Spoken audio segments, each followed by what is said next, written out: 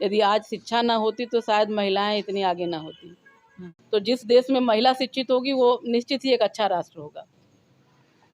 नमस्कार दोस्तों, एक बार फिर से आप सभी देशवासियों का मैं कवि संतोष चैनल पर हार्दिक स्वागत वंदन करता हूं। दोस्तों, आज हम जनपद आजमगढ़ के ठेकमा बाजार के पास खड़े हैं। वहां के सामुदायिक स्वास्थ्य केंद्र पर एक बोर्ड आपको दिखाई पड़ता होगा। ये सामने लिखा है दीदी प्रेरणा कैंटीन। दीदी प्रेरणा कैंटीन का जो ये बोर्ड आप देख रहे हैं, इस बोर्ड का रहस्य क्या हो सकता है? ये प्रेरणा कैंटीन अगर लिखा गया है तो निश्चित तौर पर कुछ ना कुछ इसमें बड़ी बात हो सकती है। इसके संचालन में कौन है? इसमें लिखा है राष्ट्रीय ग्रामीण आजीविका मिशन, ग्राम विकास विभाग, उत्तर प्रदेश सरकार द्वारा वित्त पोषित। इसकी प्रोप्राइटर है मंजू कश्यप, जिनका मोबाइल नंबर भी इसमें दिया गया है। ये दीदी प्रेरणा कैंटीन जो चलाई जा रही है, इसका मुख्य उद्देश्य क्या हो सकता है? कैसे इसका संचालन किया जा रहा है? क्यों किया जा रहा है? इस कैंटीन से क्या मैसेज दुनिया के लोगों को या यहाँ के लोगों को, लोकल यहाँ की जनता को क्या देना चाहती हैं? आइए हम सीधे मिलते हैं माननीय मंजू मैम जी से और उनसे कुछ बात करते हैं। इस प्रेरणा कैंटीन का मूल मतलब क्या है, ये आपको दिखाना चाहते। दीदी प्रेरणा कैंटीन, ये रेट लिस्ट है जिस पर हम बाद में बात कर लेंगे आप लोगों से, लेकिन मैम रुकी हुई हैं यहाँ। मैंने इनको नमस्कार प्रणाम करके रोका है कि मैम रुके, थोड़ी सी आपसे बात करनी है। और मेरा वीडियो बनाने का मतलब सिर्फ और सिर्फ इतना होता है, दीदी प्रेरणा कैंटीन से मैं आपको ये मैसेज देना चाहता हूँ कि अगर आप जीवन में काम करके थक हार गए हैं या गई हैं, आप महिला हैं, थकती हारती सी नज़र आ रही हैं, तो मैं इतना बताना चाहता हूँ कि संघर्षों की नाम जिंदगी है। आपके अंदर अगर हौसला है, मेहनत है, बुलंदी है, आप हिम्मतें मर्द थे खुदा, अगर आप हिम्मत रखती हैं या रखते हैं तो निश्चित तौर पर सफलता की ऊंची मुकाम तक जाया जा सकता है। आइए हम मैम से मिलते हैं और कुछ बात करते हैं। मैम नमस्ते। सबसे पहले तो हमारे कवि संतोष चैनल पर आपका हार्दिक स्वागत है। धन्यवाद सर। और आपको बताना चाहते हैं कि इस कैंटीन को मैं जा रहा था रास्ते से, तो देखा, मुझे अच्छा लगा, मैं रुका।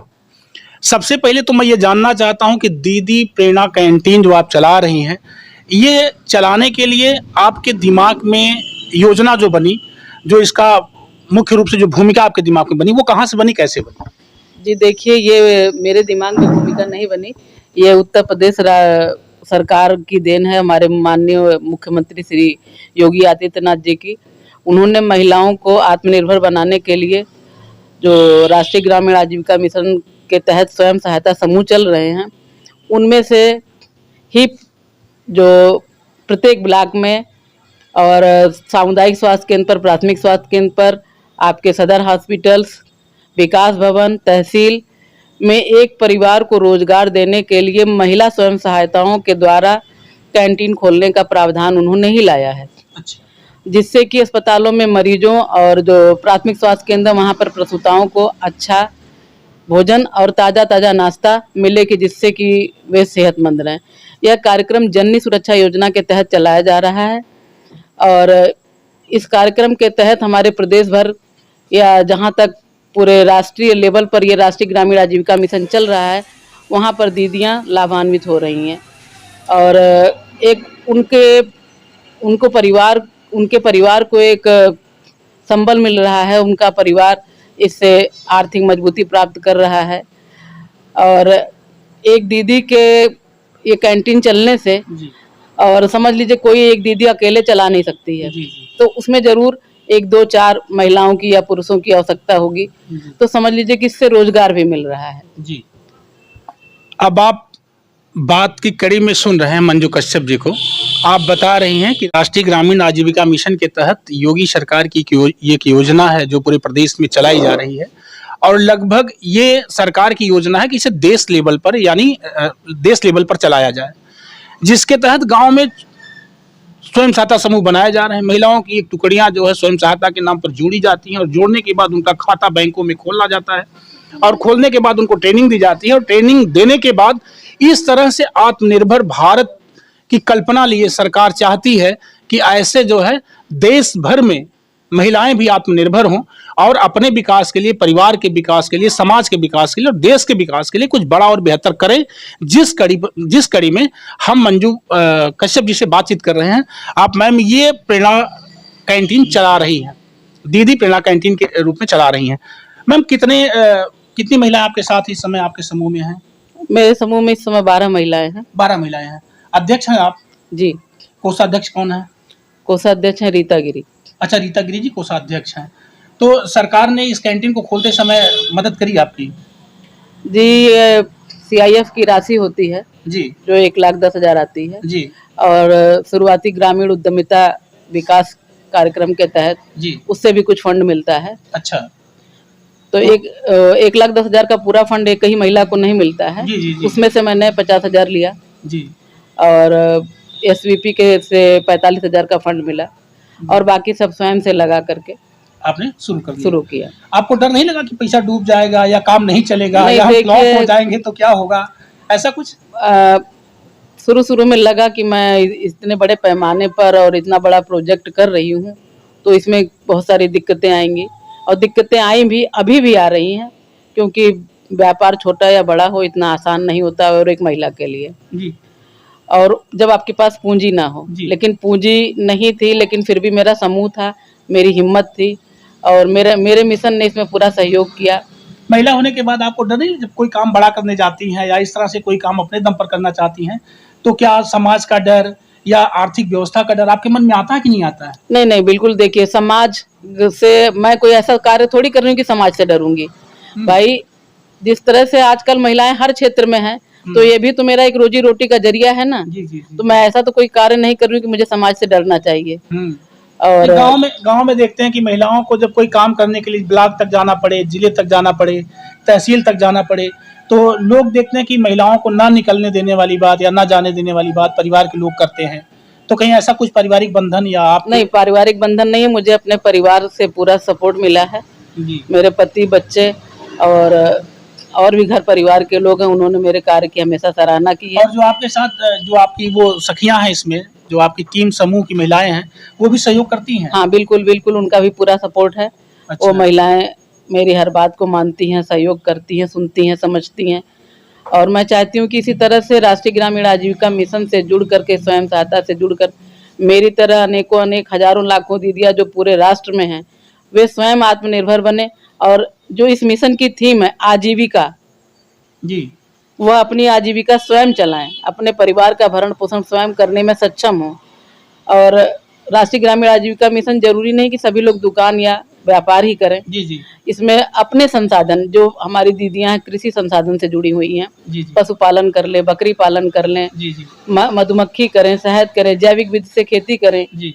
और मेरे यहाँ कैंटीन में जो दीदियां जैविक विधि से खेती कर रही हैं, उनकी साग सब्जियां, उनके दाल मसाले अचार सब प्रयोग में लाए जाते हैं। आपकी शिक्षा दीक्षा कितनी है? मैं ग्रेजुएशन हूँ। कहाँ से पढ़े हैं आप? जी, मैंने इंटर तो कानपुर से किया हुआ है। अच्छा। आर्य कन्या इंटर कॉलेज से, और बाकी ग्रेजुएशन की शिक्षा मैंने यहाँ पर शहीद वारिस रानीसराय से किया हुआ है। आजमगढ़ से? आजमगढ़ से। तो जो आपके साथ महिलाएं जुड़ी हैं, क्या आप, अगर वो कम पढ़ी लिखी हैं या पढ़ाई लिखाई में कमजोर हैं, तो पढ़ाई लिखाई या शिक्षा के प्रति भी आपके अपने समूह में प्रेरणा दे रही हैं कि? हाँ, बिल्कुल बिल्कुल, क्योंकि हमारे समूह में अब ये है कि भाई दीदी, कम से कम आप लोग जो है तो अपना हस्ताक्षर करना सीखिए। जी। नहीं कुछ तो अपने बच्चों से सीखिए। अच्छा मैम, ये बताइए, जीवन में शिक्षा का कितना महत्व हो सकता है? शिक्षा कितना जरूरी है जिंदगी के लिए? देखिए, शिक्षा तो आज के जीवन में समझ लीजिए कि बहुत ही ज्यादा महत्वपूर्ण है, चाहे वो स्त्री हो या पुरुष हो। ऐसा नहीं कि खाली बालकों को शिक्षा दी जाए, बालिकाओं की शिक्षा का भी उतना ही महत्व है जितना कि बालकों का। यदि आज शिक्षा ना होती तो शायद महिलाएं इतनी आगे ना होती। शिक्षा ही है कि महिलाओं को इतना आगे और उन्हें सुसंस्कृत एक अच्छा समाज देने के लिए। मैंने महिलाओं का पढ़ना, आप मैम को सुन रहे होंगे आप लोग। है कि देखिए, एक विचारक ने कहा भी है कि आप मुझे 60 अच्छी माताएं दीजिए, मैं आपको एक अच्छा राष्ट्र दूंगा। क्या बात। तो जिस देश में महिला शिक्षित होगी वो निश्चित ही एक अच्छा राष्ट्र होगा। आपने सुन लिया, किसी विचारक ने कहा कि 60 अच्छी माताएं यानी शिक्षित माताओं को अगर आप देते हैं तो मैं एक अच्छे राष्ट्र का निर्माण करके आपको दे दूंगा। किसी विचारक का विचार है ये, आपने सुना कश्यप जी से।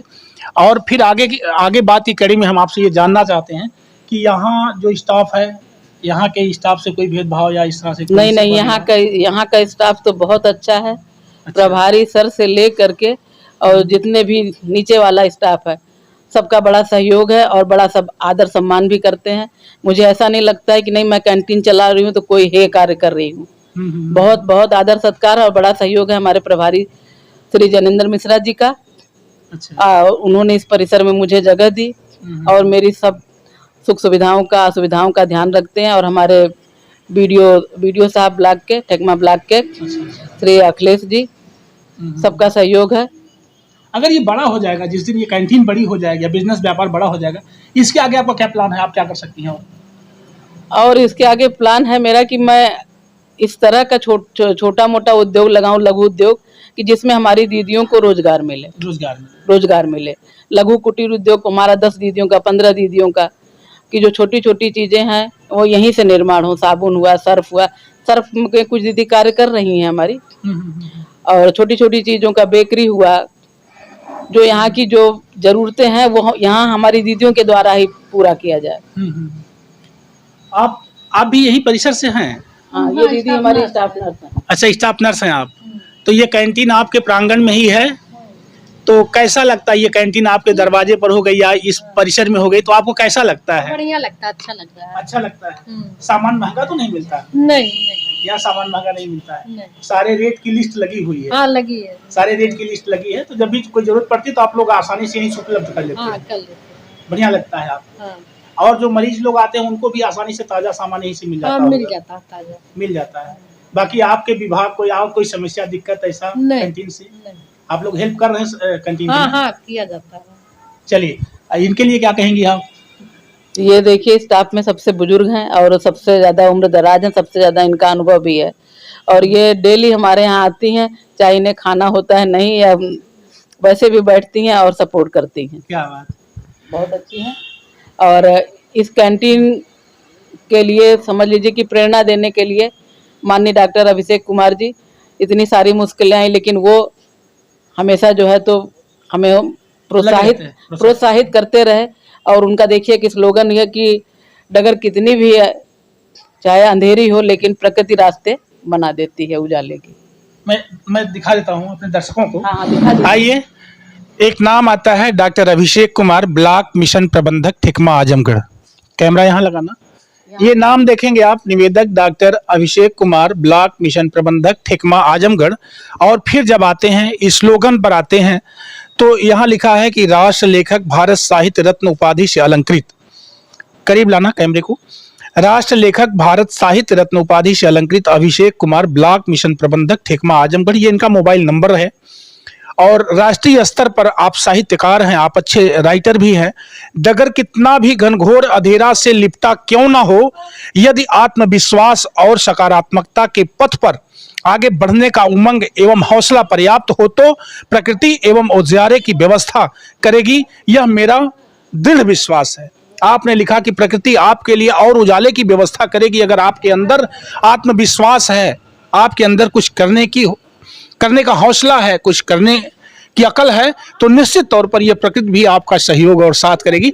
और जब ऐसे लोग मैम के साथ जुड़े हैं और तमाम सहयोगी कर्मचारियों का, सरकार का सहयोग आपको मिल रहा है, तो निश्चित तौर पर आप कुछ बड़ा कर रही हैं। आइए मैम, एक बार आपके रेट लिस्ट पर भी बात कर लेते हैं।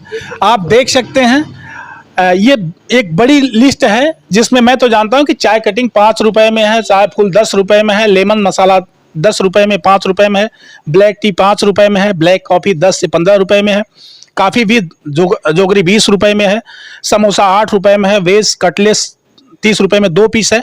आप ये पूरी लिस्ट लगी हुई है। मैं अपने कैमरामैन से कहूँगा धीरे धीरे दिखाओ, नीचे की तरफ ले आओ। यहाँ ये सारे भोजन की व्यवस्था है, नवरात्रि स्पेशल भी है यहाँ पर। तो ये एक लिस्ट है दीदी प्रेरणा कैंटीन की, जो गांव में ही, मैं प्राथमिक स्वास्थ्य केंद्र सराय मोहन ठेकमा मेन गेट के पास ये जगह दी गई है, यहाँ के कर्मचारियों के द्वारा, यहाँ के प्रबंधक के द्वारा, जनेंद्र मिश्रा जी के द्वारा और बीडीओ साहब के द्वारा। तो निश्चित तौर पर एक बड़े मैसेज की तरफ ये कैंटीन, मैं इतना सिर्फ बताना चाहूँगा दुनिया में निराश महिलाओं और पुरुषों के लिए, अगर आप कुछ काम कर रहे हैं तो हताशिए मत। जीवन में कुछ बड़ा और बेहतर करने के लिए आप मंजू कश्यप जी से सीखिए और कुछ बड़ा बेहतर करिए, ये उम्मीद हम करते हैं। बेटा इधर कैमरा लगाओ। एक अंतिम बार में आप मेरे इस चैनल के दर्शकों के लिए क्या कहना चाहेंगी? मैं इस चैनल के दर्शकों के लिए यही कहना चाहूंगी कि आप कभी भी जिंदगी में निराश हताश मत होइए, कि जैसा कि हमारे संतोष जी कह रहे हैं, तो आप अपना प्रयत्न करिए। प्रयत्न करिए, सफलता आपको जरूर मिलेगी। हालांकि समस्याएं बहुत आएंगी, बाद में भी चैलेंजेस बहुत आते हैं, जी। लेकिन ऐसा नहीं है कि अगर आप कुछ कर गुजरने पर आएंगी तो आप कर गुजरेंगी नहीं, क्योंकि महिला स्वयं में बहुत शक्तिशाली है। इसी से पूरा ब्रह्मांड और पूरी शक्ति है। क्या बात है। महिलाओं में वो सामर्थ्य है कि महिलाएं ब्रह्मांड की जनक हैं समझिए, और इनके अंदर कुछ बेहतर कर जाने की क्षमता है। चलिए, आप सभी दर्शकों को ये मेरी वीडियो कैसी लगी, इस सवाल के साथ मैं आप सबका धन्यवाद देता हूं। अपना पूरा समय जो मेरे चैनल को वॉच करने में दिया, इसके लिए मैं कवि संतोष चैनल पर आप सभी देशवासियों का बहुत बहुत आभार व्यक्त करते हुए धन्यवाद देता हूं। और मैम के हौसला अफजाई में आप लोग कमेंट करके जरूर कुछ ना कुछ बेहतर बताना। इसी के साथ जय हिंद, जय भारत।